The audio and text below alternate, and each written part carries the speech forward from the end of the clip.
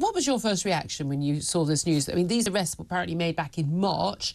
One of these men, named on the front page of the Times only, as parliamentary researcher working for Tom Tugendhat, who then went on to become Security Minister, also working directly for the Foreign Affairs Select Committee Chair, Alicia Kearns, someone who's been a prominent China critic. What was your reaction? Well, I was astonished, really, because if you recall, about a year and a half ago, I think it was Barry Gardiner was criticised for having had... he was a Labour shadow frontbencher, wasn't he? Yeah. Yeah, so he had received some money and had a researcher who later on turned out he and his mother were involved with the Chinese government. So that was then a sign for everybody to tighten up. Everyone said they would tighten up. And of course, then what's happened now is we see this even worse, really, because as I understand it, this individual isn't a person that has just been turned or gently in the background. It's somebody that was actually sent specifically by the Chinese government to spy on us and to create dissension, really, I suppose. Well, and this is the allegation that this young man had, he's British born and bred, and then went off and worked in China and has then come back here. In terms of the parliamentary passes that people can get, we've had quite a few scandals over recent years of who gets given these passes and who doesn't. Having gone through the security regime myself a number of times on that, are you surprised that someone who had worked in China wasn't given extra scrutiny, or certainly if there was extra scrutiny, it didn't appear to work?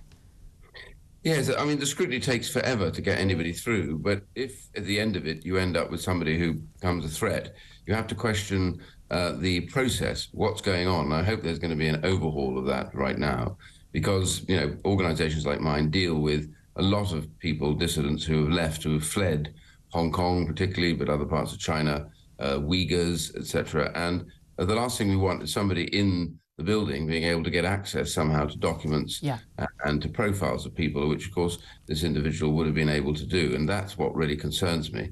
And those who are here are worried that if the Chinese government can penetrate Parliament, then how easy is it going to be for them to get back at those who have fled and who are critics now of China? So these are very serious matters indeed, and particularly because it turns out, as I say, this individual wasn't just somebody who happened to sort of come over to China. He's literally somebody who was sent here specifically by them. Well, that would appear to be the allegation. We have to be careful, obviously, of course, because he's under arrest, but we haven't seen anyone convicted, and we don't want to prejudice any forthcoming trial. But this is the real concern, isn't it? Because there's as you say, there is one thing. There is trying to espionage. There's also trying to influence government policy, influence MPs in terms of and seeing what information is, what is guiding them, what are the conversations behind the scenes on, say, for the Foreign Affairs Select Committee. What does the new Security Minister Tom Tugendhat, what does he really think, and what could perhaps be used to sway people, getting information, so perhaps there could be attempts at blackmail or bribery, but also, as you say, getting hold of information of people who are the Chinese government would consider enemies. We would usually consider them to be pro-democracy activists, and people fighting for their freedom, like the Uyghur people, and getting access to those people, and those people, being disappeared, whether it's in Hong Kong or in China or here from the streets of the UK. There are a number of different threats here. Do you think that the government, that the security services, the police, take that threat seriously? Because the question I'm asking our audience this morning is a really simple one, is, what should we do about China? I put that question to you. Are we doing enough, and what should we do?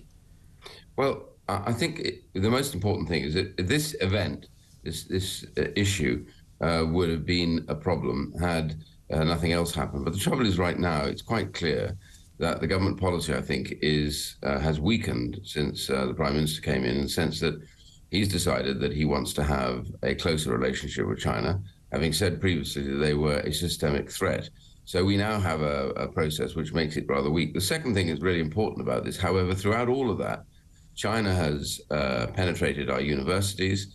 They have a huge dependency in universities now on China.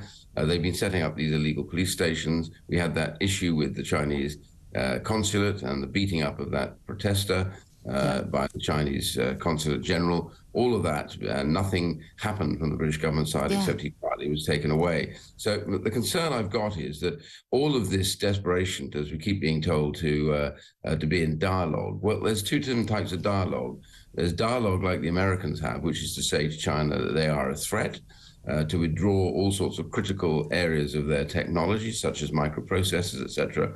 There are companies now, the American companies particularly, that are beginning to move out of China because of the terrible espionage that takes place and the stealing of IPs and any technology at all. All of this is going on the whole time. So dialogue with a kind of a determination not to be critical in public is a rather weak process. Dialogue with criticism, as Americans have it, is a stronger process, and I understand that. So the key question isn't no dialogue. The question is, on what base do you dialogue? And so there are big questions on this. So, for example, did the Foreign Secretary know about these arrests? If he did know about them, at what stage did he decide to raise it with the Chinese, or he never said anything about it at all? Because, of course, he was on that trip just 2 weeks ago, and these arrests were back in March. Right. And also the second question really is, to what degree did this individual possibly get access to documents pertaining to the Foreign Office or through the Foreign Select Committee, which he was apparently quite close to. So these are big questions to find out about. But I do think it's time for us to recognise that China poses a threat across a whole broad range of areas. Indeed, I couldn't agree with you more on this. We've talked about this many times, and it does seem to me we're in the same situation with China as we've been with Russia for many years, where we've watched Russia, Vladimir Putin sending people over to, kill people on our streets, and we've gone, oh, don't do that. Please don't. Oh, we're a bit cross about that. We're going to throw some diplomats out. These are hostile acts of war to all intents and purposes, and we're not taking it seriously. And then you see, why did Vladimir Putin think that he could act with impunity, marching into Ukraine after taking Crimea? Well, of course he did, because the West hadn't taken any action.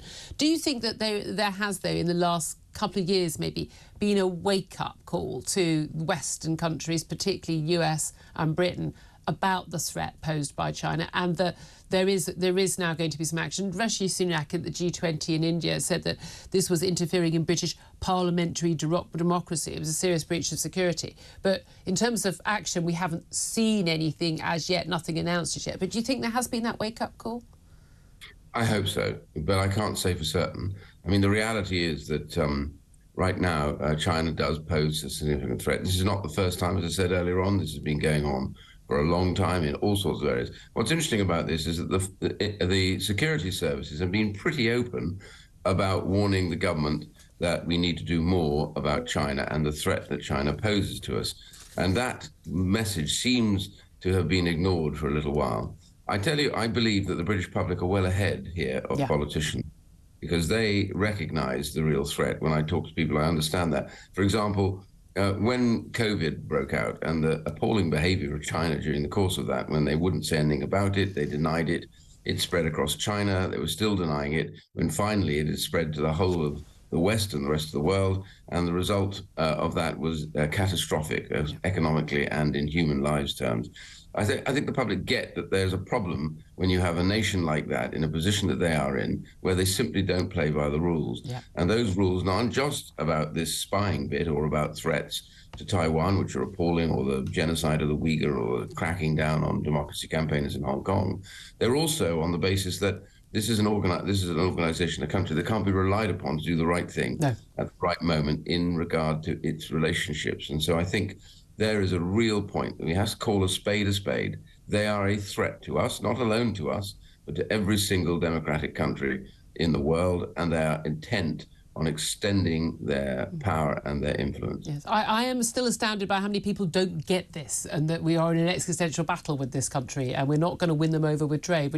We're just enriching them with trade. Can I just finally, as a leading Brexiteer, I want to bring some breaking news to you about BMW. They've confirmed they are building their next generation electric Mini in Oxford, in their plant there. It's part of a multi-million-pound deal, which the government says it will secure around 4,000 jobs. We were constantly told that after Brexit, no international company was going to have any of their manufacturing here in the UK. What do you make of that news? Well, of course, it's very, very good news for the workforce here in the UK. I think also it follows, quite interestingly, one of the, perhaps the major banks in France, who came out about 2 or 3 days ago and said, as far as he was concerned, the best place for people to put their money was now the UK, not in the EU, which was quite astonishing, actually, and Macron was furious, but he said that. The reality is that, everyone was carping about how, since Brexit, the UK is economy has gone lagging behind, which in fact turns out to be complete nonsense, because we see the ONS corrected their original figures, which showed that the UK economy post-COVID grew faster than pretty much any other country in Europe, and certainly not where they said it had been, near the bottom. Silence from those who criticise it. Of course, the UK is as good as its capability to get on. It isn't an issue about can't get on because of Europe or will get on outside. The fact is the British companies, the British ability to be able to innovate is so fantastic that I think we have every opportunity, particularly with the trade deals we've got with the Far East, etc., are going to be hugely important.